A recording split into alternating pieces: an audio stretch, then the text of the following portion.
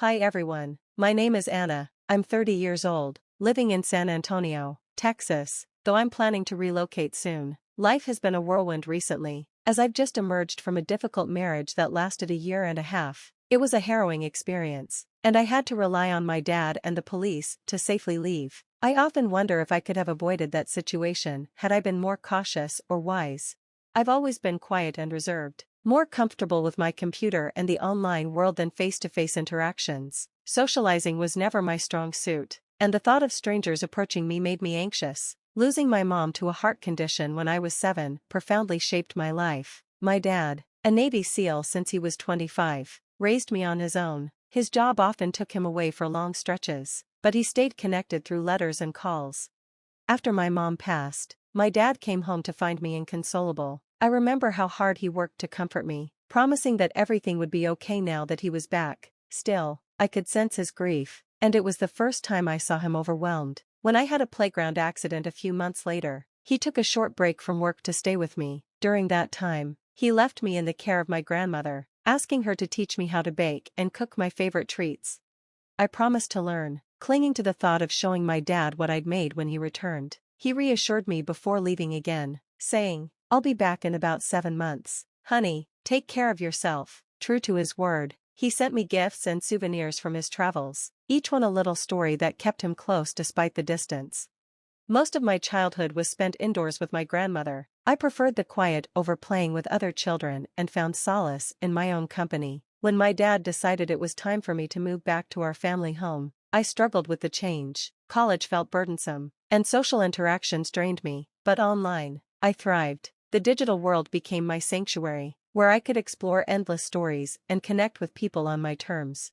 In this vast virtual space, I met Brian, a streamer. Our friendship started with text chats and eventually moved to video calls. Though we both chose to stay anonymous, I wore a Batman mask while he opted for a scarf and beanie. "Hi, Anna, it's great to finally see you," he greeted, his tone warm and friendly. "Hello, Brian, nice to meet you, virtually, I replied, my nerves evident. "Likewise. So, how are you doing today? Talk to many people?" he asked with a light chuckle. "I'm okay, just a bit nervous, to be honest," I admitted.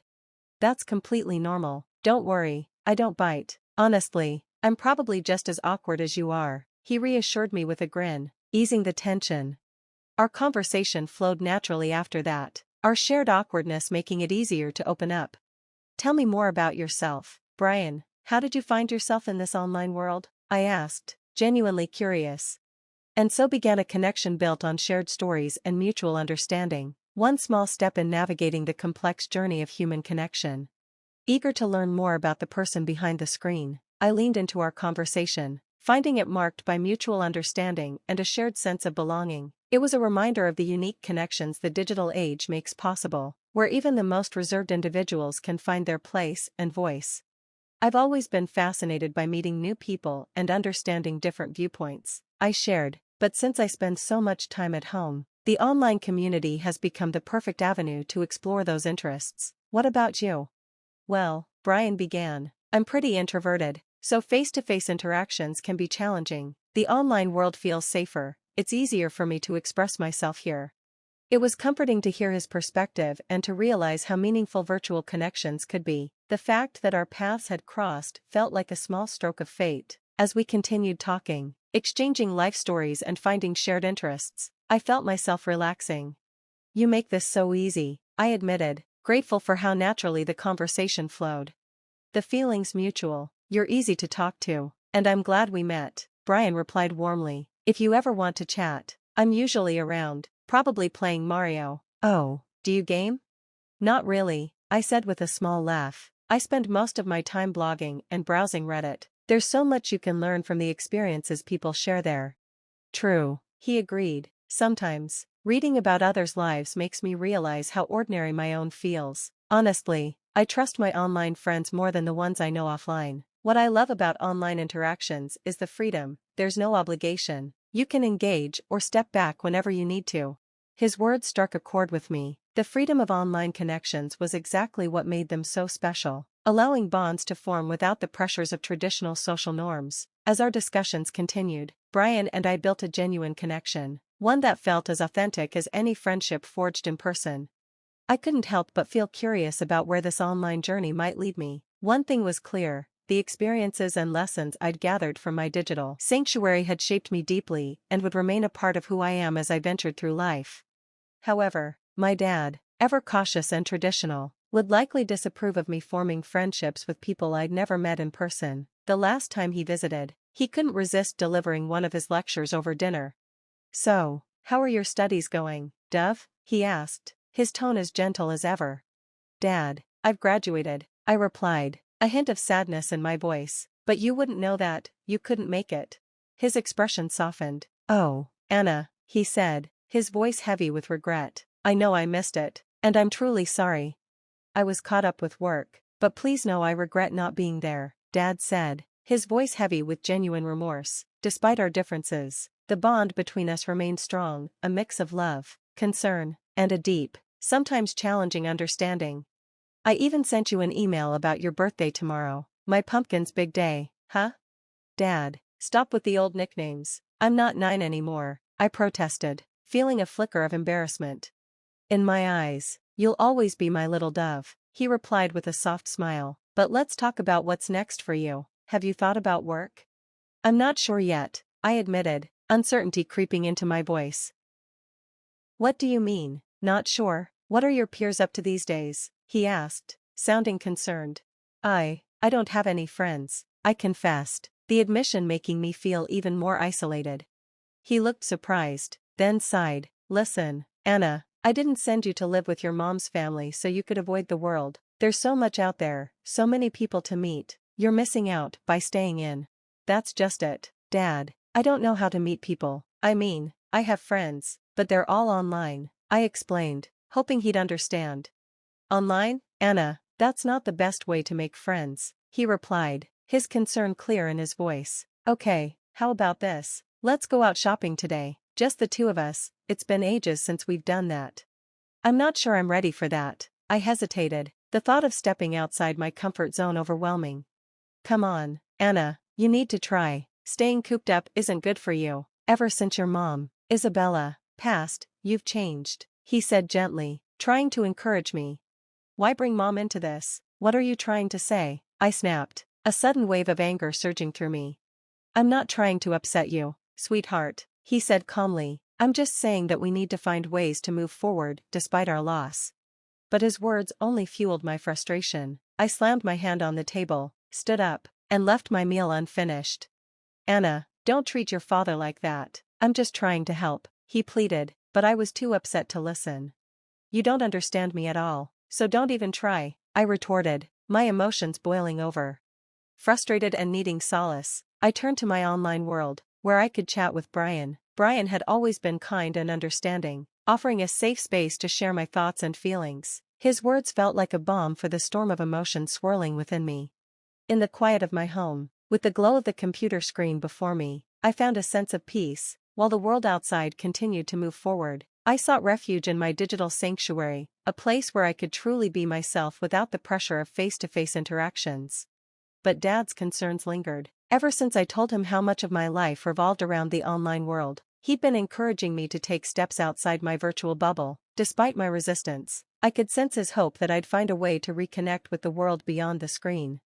I knew it would be hard for him to understand. Dad believed that by confining myself to my room, I was limiting my growth and experiences. He urged me to step outside my comfort zone, a thought that triggered my anxiety. I shared my frustrations with Brian, hoping he'd understand my situation. "Hey Anna, would you like to meet up sometime?" Brian asked. "We're both introverts, so we could find a quiet, peaceful place, somewhere not too crowded. I know just the spot." The idea caught me off guard. "I'm not sure. It feels a bit sudden. I need time to think about it," I replied, unsure of myself. "No pressure. Take your time. Whenever you're ready, just let me know. Here's my address. You're always welcome," Brian said, his words filled with patience and understanding. "Why are you so kind to me? I'm practically a stranger," I asked, puzzled by his warmth. "Because I genuinely like you," Brian said, his sincerity striking a chord within me. "I know it might sound odd, but I'd like to get to know you better. Whenever you're ready, you know where to find me." His kindness lingered in my thoughts, And after some time, I decided to take the leap and meet Brian in person. It was a monumental step for me. As I approached his home, my heart raced with a mix of excitement and nervousness. Surprisingly, he lived just a 35-minute drive away. I took a deep breath to muster my courage and knocked on his weathered wooden door. It creaked open to reveal Brian's warm, inviting smile. The instant I saw it, my anxiety melted away. Brian's charm was unexpectedly disarming. His home wasn't extravagant, but it had a cozy, lived-in charm that made me feel at ease. Inside, there were shelves lined with well-loved classic books, a collection of board games, and a well-organized computer space, each piece revealing something about him. "Welcome to my humble abode," he joked, using some gaming lingo I didn't entirely get. I might not catch all the gaming references, but thank you. Your place is cozy. Do you live here alone? I asked, stepping into his world. No, I share it with my mom, he replied, his tone light as he invited me further into his life. His gesture bridged the gap between our online connection and this new, real-world friendship.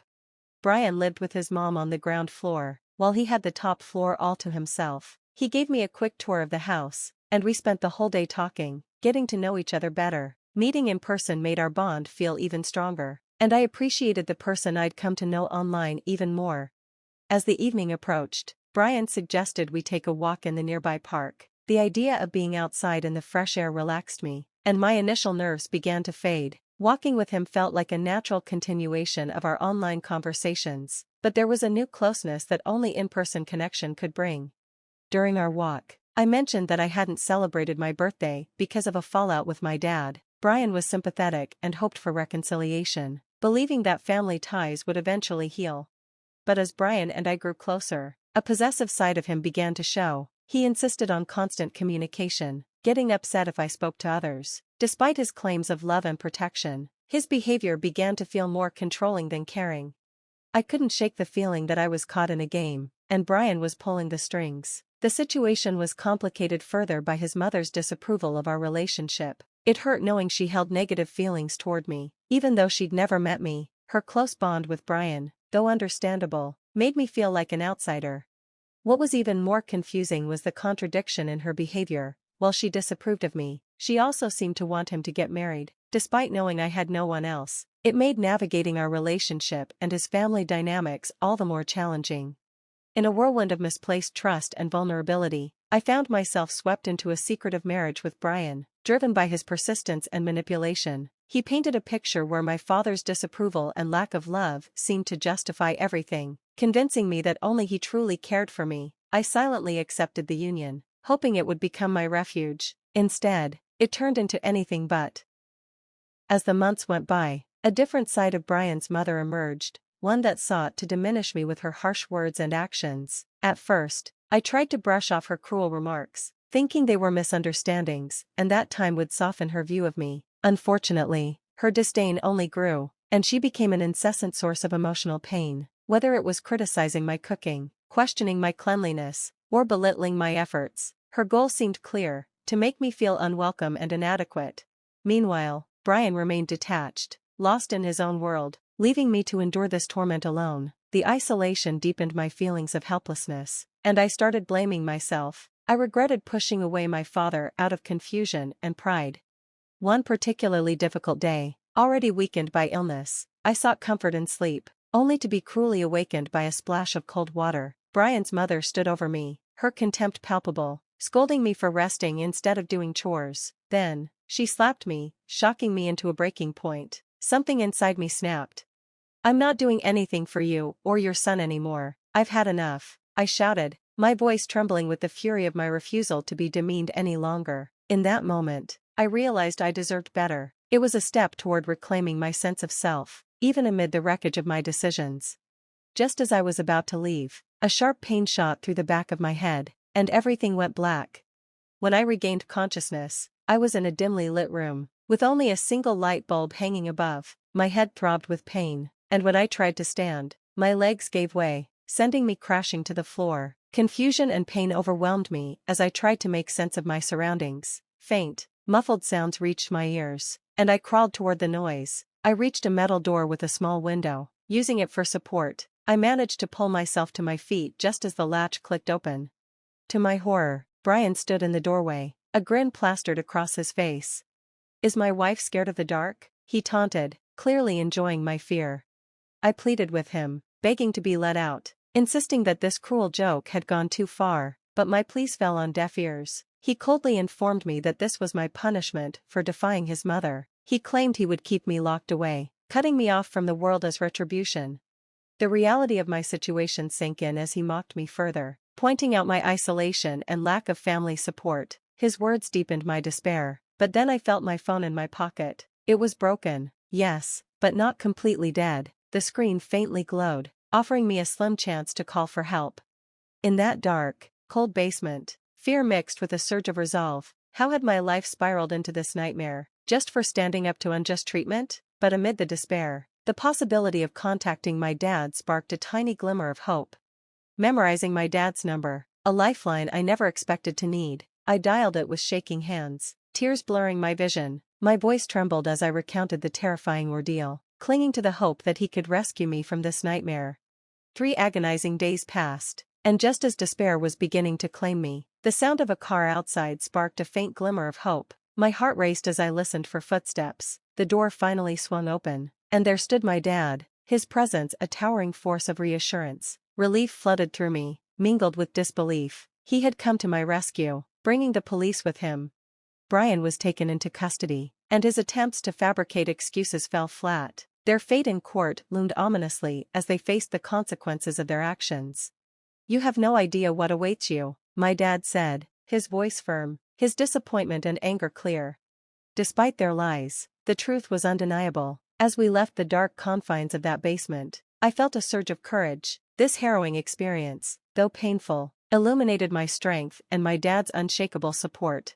I vowed to stand tall against any future adversities, determined to reclaim my autonomy and voice. Moving to Jacksonville with my dad marked a fresh start, leaving behind the shadows of Texas. This ordeal had taught me a valuable lesson: to be cautious with online connections and the realities behind screens.